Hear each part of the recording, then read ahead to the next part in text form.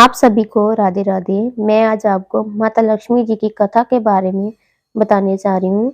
इस दिन समुद्र मंथन के समय श्री सागर से लक्ष्मी जी प्रकट हुई थी। भगवान विष्णु जी को अपना पति स्वीकार किया था।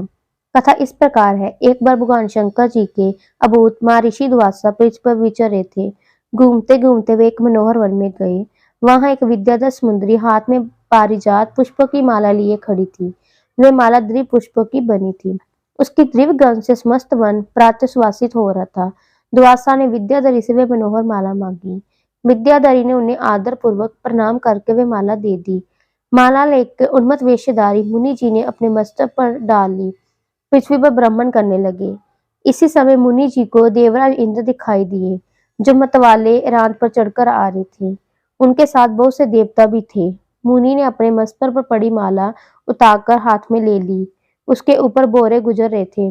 जब देवराज समीप आए तो दुआसा ने पागलों की तरह वे माला उनके ऊपर फेंक दी। देवराज ने उस इरावत के मस्तक पर डाल दिया।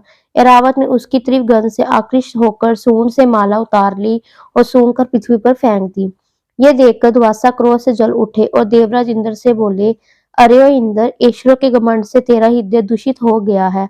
तुझ पर जड़ता छा रही है, तभी तो मेरी दी हुई माला तूने आदर नहीं किया है। वे माला नहीं, श्री लक्ष्मी जी का दाम थी। माला लेकर तूने प्रणाम तक नहीं किया, इसलिए तेरा अधिकार में स्थित तीनों लोकों की लक्ष्मी श्री ही अदृश्य हो जाएगी। ये श्राप सुनकर देवराज इंद्र घबरा गए। तुरंत ही रावत से उतरकर मुनि के चरणों में पड़ गए। उन्होंने दुआसा को प्रसन्न करने के लिए लाख छटाई की, किंतु महर्षि टस से मस न हुए। उल्टे इंद्र को फटकार वहां से चल दिए। इंद्र भी रावत पर सवार होकर अमरावती को लौट आए। तब से तीनों लोकों की लक्ष्मी नष्ट हो गई।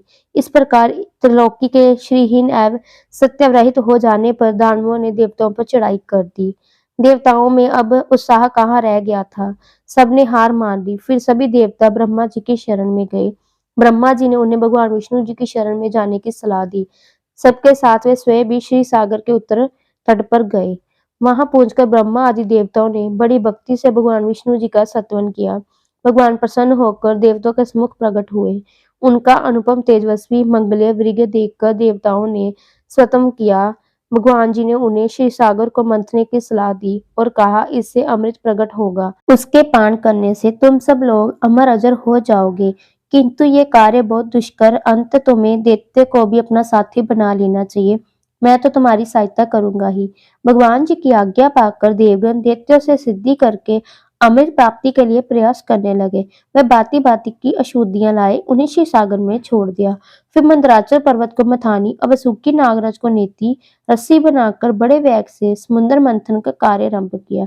भगवान जी ने वासुकी की पूंछ की ओर देवताओं और मुख की ओर दैत्यों को लगाया। मंथन करते समय वासुकी की निसाग्नि से झुलसकर सभी दैत्य निस्त्रंज हो गए। उसी श्रीवास वायु से विषित होकर बादल वासुकी की पूंछ की ओर बरसते थे, जिससे देवताओं की शक्ति बढ़ती गई। भगत वत्सले भगवान विष्णु जी स्वयं कश्यप रूप धारकर क्षीर सागर में घूमते हुए मंदराचल के आधार बने हुए थे। वही एक रूप से देवताओं और एक रूप से दैत्यों से मिलकर नागराज को खींचने में सहायता देते थे। एक अन्य विशाल रूप से, जो देवताओं और दैत्यों को दिखाई नहीं देता था, उन्होंने मंदराचल को ऊपर से दबा रखा था। इसके साथ ही वे नागराज वासुकी में भी बल का संचार करते थे, देवताओं की शक्ति बढ़ा रहे थे। इस प्रकार मंथन करने पर श्री सागर से कामधेनु, वारुणी देवी, कल्पवृक्ष और अप्सराएं प्रकट हुई। इसके बाद चंद्रमा जी निकले, जिन्हें महादेव जी ने मस्तक पर धारण किया। फिर वृक्ष प्रकट हुआ, जिसे नागों ने चाट लिया। तदनंतर अमृत का कलश हाथ में लिए धन्वंतरि का प्रादुर्भाव हुआ। इससे देवता और दानवों को भी बड़ी प्रसन्नता हुई। सबके अंत में श्री समुद्र से भगवती लक्ष्मी प्रकट हुई। वे खिले हुए कमल के आसन पर विराजमान थी। उनके अंगों की दिव्य क्रांति सबको प्रकाशित हो रही थी। उनके हाथ में कमल शोभा पा रहा था।